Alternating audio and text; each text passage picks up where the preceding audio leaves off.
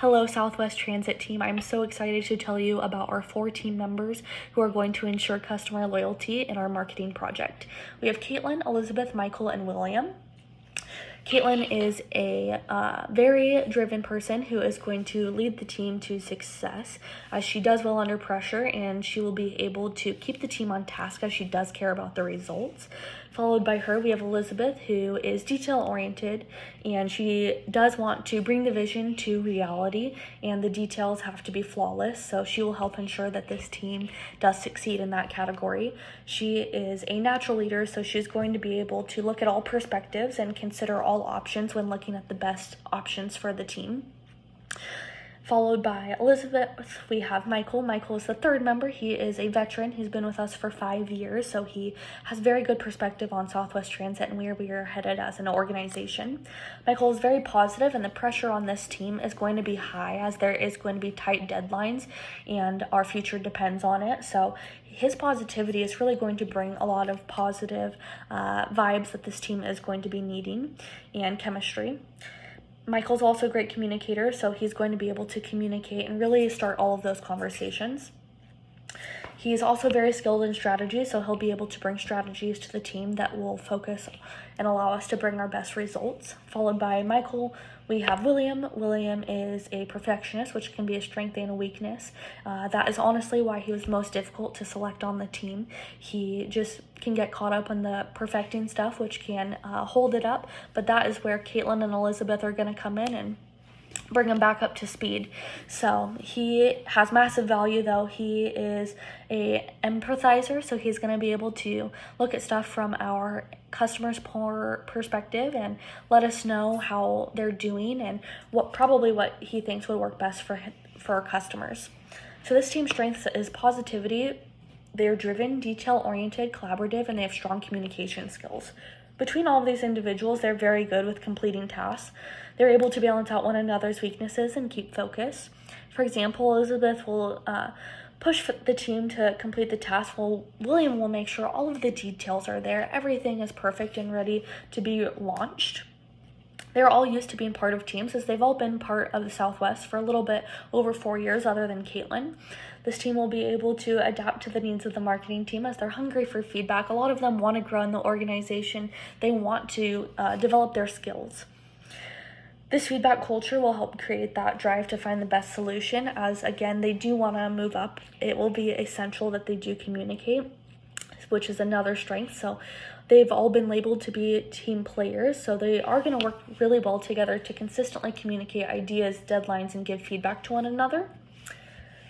Outside of their strengths, of course, as every team does, they have weaknesses. They may rush deadlines, miss details, and avoid conflict. As Caitlin and Elizabeth are big pictured and focused on getting results, this may act as a weakness too, as results could get pushed and details could get missed. So as they're pushing so much for it to just get going and launched, a detail could get missed.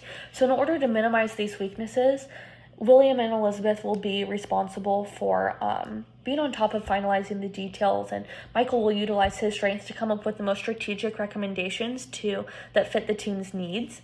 And lastly, as the members do not love conflict and try to avoid it, it'll be important for them to be clear about expectations from the beginning and use their strengths of communicating to have open conversations to try and minimize that conflict. Overall, though, we are very excited about this team. The management could not have chosen a better team. This team is so excited because the potential of this team is through the roof.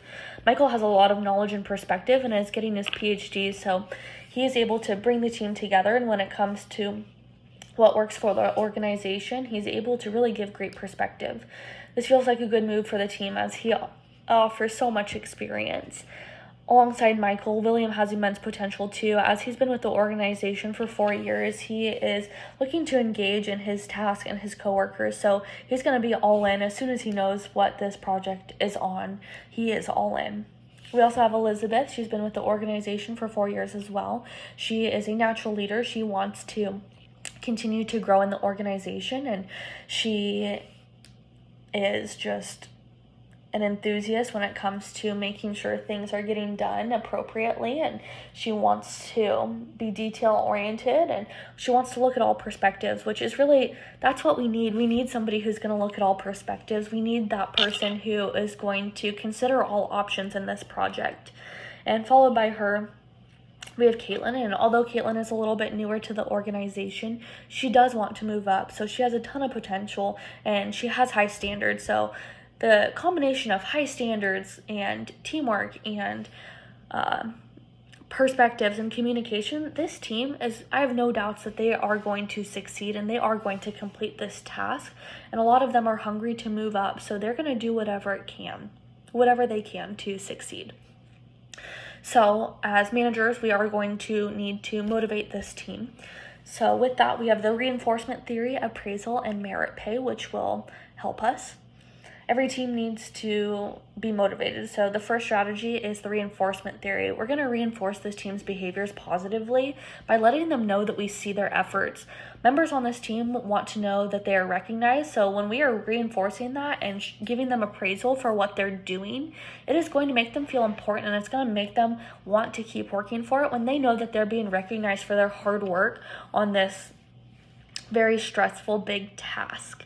So followed by that, it'll be vital to include merit pay, which what that is it gives people an option to know that they could get paid more. There is that opportunity. So for members like Elizabeth and William, who could be driven by more opportunities for promotions and higher pay, they're going to be more likely to work hard when they know that there is a potential for those things to happen, when they could get paid more. So that will increase their performance levels.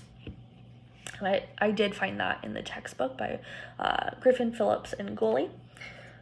And followed by motivations and the stress that is going to be on this team, there's going to naturally be conflict. And even though they don't necessarily like conflict, here is what is going to be the most minimal conflict strategies. We have our win-win solution, our smoothing technique, and our active listening. So a win-win negotiation focuses on exploring all members and ideas and finding a common ground to build off of and move forward with. That is by Pinto, 2019. So this strategy would work best as the team does not love conflict and wants to look at all perspectives. And the smoothing technique is a way to constantly communicate the goals of the project.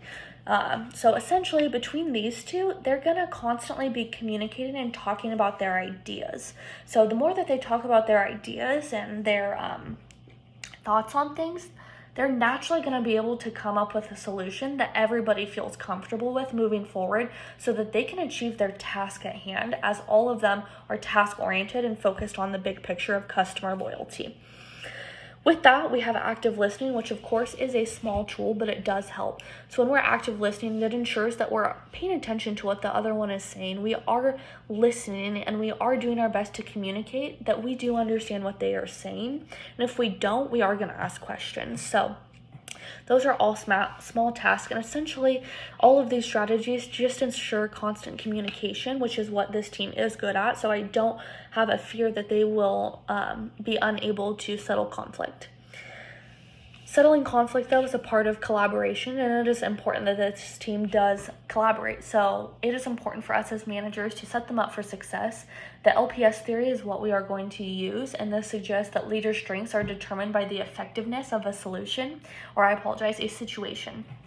So we are going to put them where their strengths are. This will give them the opportunity to hone in on their skills, and that's what they're going to focus on. They're not going to be worried about what others are doing. So this will make their days as easiest as possible. And for example, what I mean by that is it'll make sense for Caitlin to problem solve while Michael comes up with a strategy. This will just aid in collaboration, as it will make their lives easier. And when your life is easier and when you know what you're responsible for and there's tight deadlines and you've communicated, it does make the collaboration easier. Followed by that, we have conscious capitalism, of course. Connection to Southwest Transit, quality, consistency, integrity, and customer loyalty are key points here. When we want to think about conscious capitalism, it's important to put the customers and stakeholders first. That is the goal of this whole project.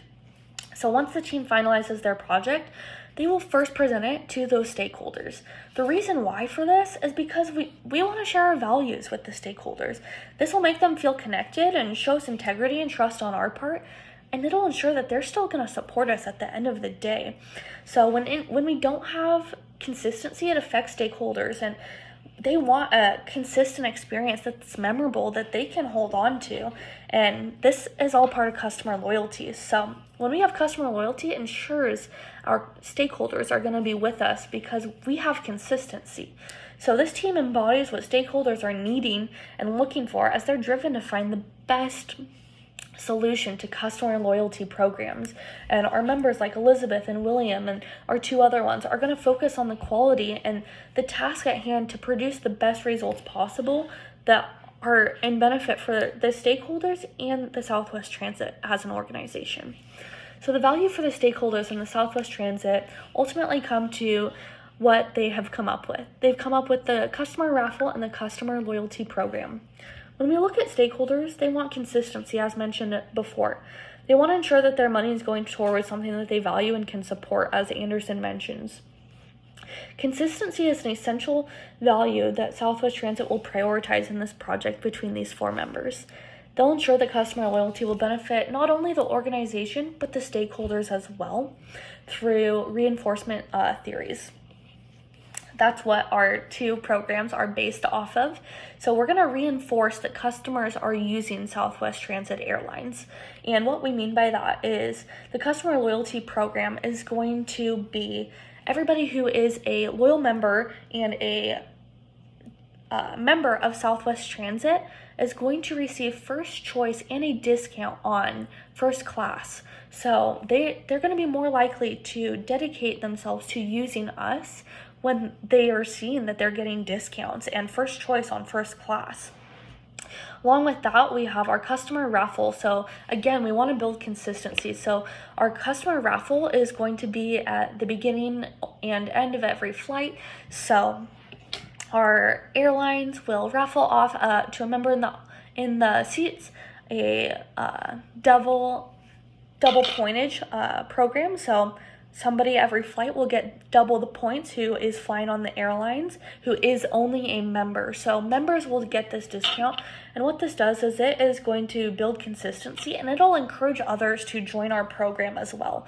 So not only will it ensure the customer loyalty that we already have, but it'll get new members to join us as they're seeing the discounts and the double points that our members are getting.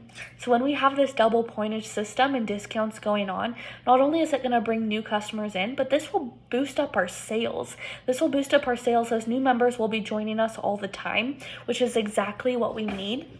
And when we have new members joining us all the time and we're consistently developing programs and sticking with them and ensuring customer loyalty, this is what's going to benefit the stakeholders as they're going to be seeing the results in their investments.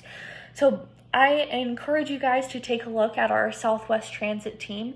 Our four members are going to take us to the best place that we can be as an organization. The customer loyalty program and customer raffle are going to ensure customer loyalty, and I look forward to their final presentation.